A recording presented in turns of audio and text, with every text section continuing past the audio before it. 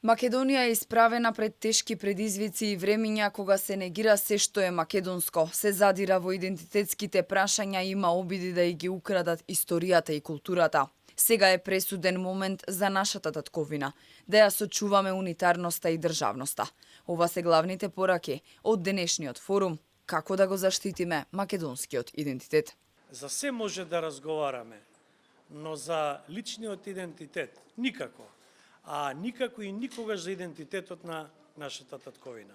Тажно е кога волкот ќе ги нападне овците, но уште многу пострашно и потажно е кога нив ќе ги нападне шарпланинецот, кога ќе се оволчи оној чија што улога е да ги заштитува паствата од волците.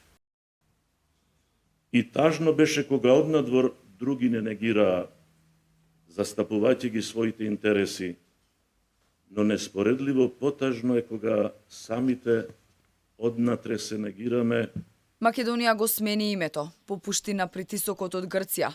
Потоа го потпиша договорот со Бугарија, падна на уцените од соседите. Според поранешниот амбасадор Маријан Ѓорчев, покажавме огромно безработништво и непочитување на идентитетот. Ние досега, почнувајќи од 1993 година, од тоа фамозно